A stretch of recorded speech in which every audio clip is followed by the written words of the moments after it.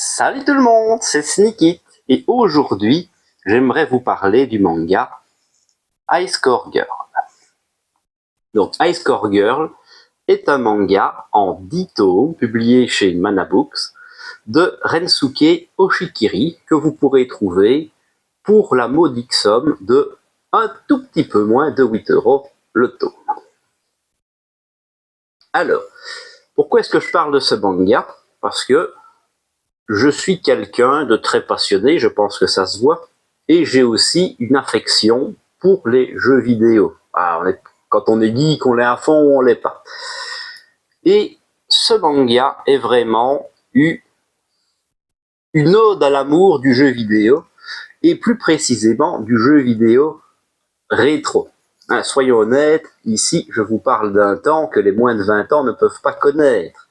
L'époque de la salle d'arcade, l'époque des jeux en 2D, l'époque où pour jouer en multi, il fallait inviter les potes à la maison.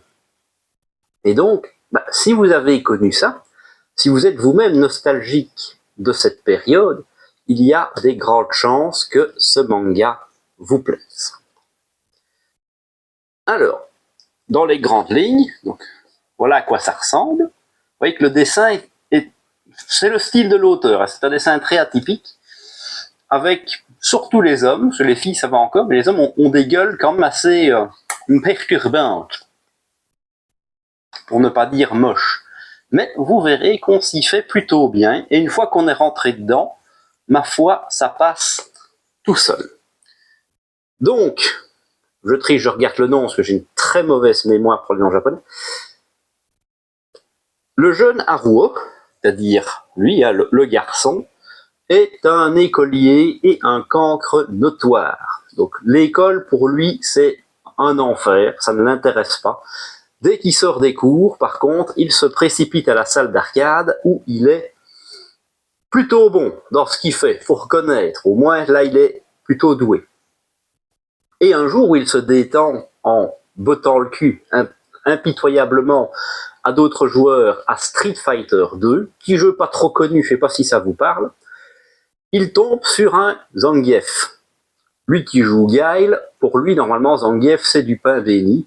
Donc, il y va avec la confiance et il se fait botter le cul comme ça lui est rarement arrivé. Comme le personnage a un mauvais fond, on va dire ce qui est, il demande la revanche et il y retourne et il joue la plus sale manière possible. Toutes les crasses dont Guile est capable, il les sort et il arrache la victoire. Et ça tire par ailleurs les foudres de l'autre joueur qui était de l'autre côté de la bande d'arcade, ce qui fait qu'il ne le voit pas. Et il se rend compte que ce joueur-là, déjà n'est pas un garçon, ce qui est plutôt rare dans le coin, mais est une de ses camarades de classe, la jeune et jolie Ono, qui est non seulement une élève modèle, mais en plus une fille de bonne famille, autant dire qu'elle n'a théoriquement pas sa place dans l'univers des salles d'arcade. Et va naître entre ces deux personnages d'abord une rivalité, puis une entente. Comme vous savez ce qu'on dit, en général, de la haine à l'amour, il n'y a qu'un pas. Ça évoluera même en triangle amoureux par la suite. Parce que l'histoire va aussi évoluer, évidemment. C'est un des points forts, je trouve, c'est qu'on va, à travers l'histoire, voir le personnage à l'école, au collège et au lycée, ce qui va permettre de s'attacher au personnage. Mais aussi, puisque le cœur du sujet, c'est aussi les jeux vidéo, on va voir l'évolution aussi des jeux vidéo. L'histoire commence en 1991, ce qui est plutôt vieux déjà, mais donc on va aussi, par les yeux des personnages, revivre l'évolution de la technique. Alors, pour parler de Street Fighter, on a évidemment la version Super Street Fighter 2, puis Super Street Fighter 2 Turbo, plein de versions. Moi-même, je ne les connais pas toutes, je vous avoue. Puis, évidemment, l'apparition de la 3D, qui est un événement marquant de l'histoire du jeu vidéo, avec, évidemment, la PlayStation, la Saturn, et leurs jeux emblématiques, puisqu'on parle aussi beaucoup donc de jeux de combat. Ici serait Tekken et Virtua Fighter. Et c'est vraiment excellent. C'est à tout point de vue, les personnages sont très bien écrits, les mises en scène sont bien faites, et on a justement tout ce côté jeu vidéo qui est hyper bien rendu, même si, encore une fois, c'est le côté jeu vidéo japonais.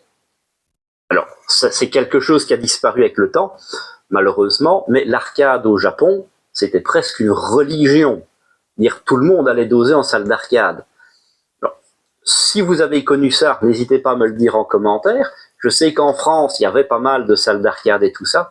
Moi qui ne suis qu'un petit Belge, dans mon coin, c'était plutôt l'occasion de trouver une borne de temps en temps dans un café ou l'autre, voir quand c'était la fête foraine. Là, il y avait tout un exposant avec pas mal de bornes, il y avait moyen de s'amuser un petit peu. Mais personnellement, en tout cas, le côté pure salle d'arcade, je n'ai jamais connu. Voilà. Le point fort, et vous l'aurez compris en écoutant ma description, c'est qu'on va vraiment parler de vrais jeux vidéo. Souvent, dans les mangas de jeux vidéo, c'est sous-entendu.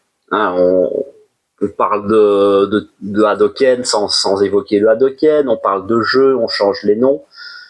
Pour un problème de licence, que je comprends très bien, ici, vous allez en avoir pour votre pognon.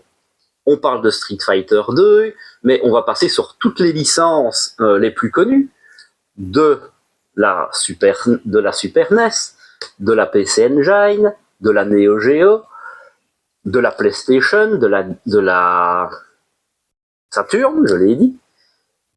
Et ça fait quand même vachement plaisir, puisque c'est un peu ce qu'on cherche dans un manga jeu vidéo. C'est du jeu vidéo qu'on connaît ou qu'on a connu. Par exemple, j'aime beaucoup les mangas plus récents jeux vidéo, Sword Art Online qui a déjà un petit peu de temps, mais plus récemment, ils sont cachés quelque part là-haut, les Shangri-La Frontières qui sont excellents, mais c'est du jeu vidéo qu'on ne connaît pas. Dire ça, c'est utopique, ça nous fait rêver de pouvoir se mettre dans notre pieu, de mettre un casque et pouf, on est parti jouer. Ce serait vraiment le pied absolu. Ici, c'est de l'histoire du jeu vidéo. C'est pour ça que dans un sens, je pense que ce manga peut être aussi classé dans le côté historique de la chose, puisque c'est vraiment un condensé d'histoire et d'une histoire importante pour nous les gamers. Un autre côté, à ce moment-là, si je dois faire plutôt une petite critique, c'est que le traducteur, justement, n'a pas été à fond dans son œuvre. Je m'explique. À mon avis, ce n'est que ma théorie bullshit, le traducteur, très compétent au demeurant, attention, n'est pas un aficionados des jeux vidéo et n'a pas peut-être pris assez le temps de se renseigner pour transmettre toutes les subtilités de l'œuvre. Ici, je parle de Super Nintendo. C'est aussi le terme utilisé dans le manga. Mais, au Japon, la console s'appelle la Super Famicom. Le nom a donc été européanisé pour faciliter la compréhension du titre. Mais, ça n'a pas été fait partout. Un bon exemple, c'est que dans une petite scène assez anecdotique, ça ne spoile rien, Ono termine Street Fighter 2 sur une vieille borne cassée où il reste que 2 boutons avec Dalsim. Et donc le personnage fait « Oh mon Dieu, t'as réussi dans ces conditions-là à battre Vega ». Alors, pour nous, pour ceux qui ont connu, Vega c'est un demi-boss. Alors qu'au Japon, c'est le boss final. C'est quand même beaucoup plus classe. Il aurait fallu traduire le terme par M-Bison. Pareil, plus loin, on cite plein de jeux, des jeux qui ont été traduits, mais des jeux un peu plus connus. Puis on va vous parler de Kiki Kai Kai. Pareil, qu'est-ce que c'est ce jeu-là? Alors, déjà c'est quand même un peu plus obscur, faut connaître, mais c'est sorti chez nous sous le nom de Poki & Rocky. Voilà, alors c'est moi qui chipote, évidemment, mais on aurait voulu vraiment y aller à fond et qu'il y ait un vrai travail de recherche. Alors, encore une fois, je suis un béotien, je ne connais pas plein, je ne sais pas si le traducteur est responsable de ça, ou si lui propose quelque chose, mais peut-être un travail de relecture derrière, Parce que Manabooks, c'est quand même aussi une maison d'édition spécialisée dans les mangas un peu typés jeux vidéo. Les adaptations manga d'Assassin's Creed, tout ça, c'est du Manabooks.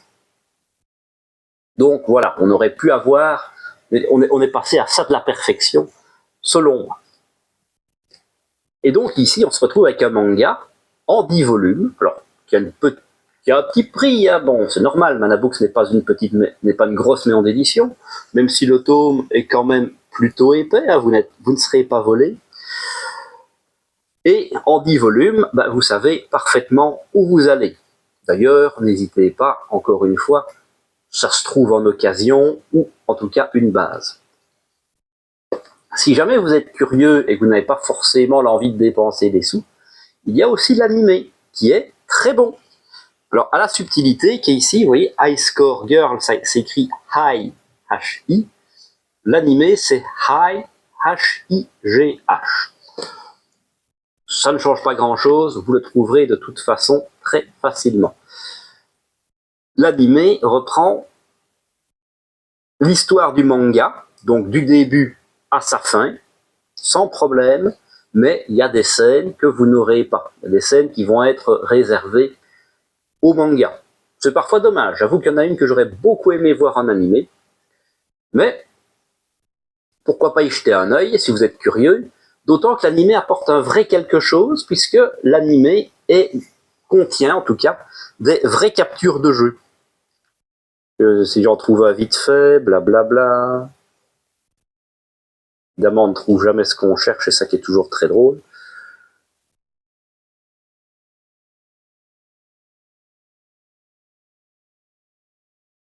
Hop. Vous voyez ici bah, toutes les scènes de jeu qui ont été reprises ici.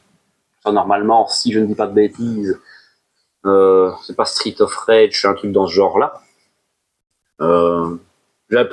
J'improvise, on voit bien que ça n'a pas été trop préparé en arrière. C'est un beat'em up coopératif, ça j'en suis sûr. Ben, dans l'animé, c'est des vraies captures du jeu qui ont été transformées en version manga. Ce qui apporte encore une saveur en plus, évidemment, puisque l'avantage d'un jeu de baston, évidemment, c'est l'animation. Ici, en papier, on comprend bien ce qui se passe, c'est pas un problème, mais c'est pas comme si les personnages bougeaient réellement. L'animé va apporter ça, ce qui est vraiment cool. Donc, j'ai envie de dire, faites les deux. Lisez le manga pour avoir l'histoire complète, pour vraiment profiter au maximum de l'histoire, de pouvoir la savourer, et regardez l'animé pour profiter justement de tout le côté vidéoludique qui est excessivement bien mis en œuvre. Voilà, vous l'aurez compris, c'est une œuvre qui, moi, m'a beaucoup plu, que j'ai littéralement dévoré, d'autant que ça se lit plutôt bien, la lecture est fluide, ça se lit pas en 15 minutes, loin de là, mais ça reste très agréable, et donc c'est pour ça que je vous conseille High Score Girl chez Manabooks. Voilà, si vous avez aimé la vidéo, comme d'habitude, n'hésitez pas à lâcher le petit pouce bleu, ça fait toujours plaisir, puisque c'est les vidéos ici qui marchent le moins bien, mais qui, à mon sens, à moi, sont les plus intéressantes, puisque c'est celles qui mettent vraiment une œuvre en avant. N'hésitez pas à me donner aussi votre avis dans les commentaires. C'est pas la première fois que je parle de cette œuvre. Je sais que au moins un d'entre vous l'avait déjà acheté quand j'avais sorti ma vidéo top 5 petits éditeurs, que j'en avais parlé. Il avait trouvé d'occasion à un super prix en plus, hein, GG lui. N'hésitez pas à me dire justement si vous avez connu cette période-là, si vous avez des souvenirs de cette belle époque des jeux vidéo, où on se passait la manette, où on bolossait le petit frère et tout ça. Donc n'hésitez pas à partager ça dans les commentaires. Moi j'adore toujours vous lire et vous répondre. Et en attendant, évidemment, abonnez-vous à la chaîne. On est pratiquement aux 600, c'est vachement cool. Moi ça me suffit amplement, j'ai une parfaite petite communauté comme ça. Et en attendant une prochaine vidéo, je vous dis à la prochaine!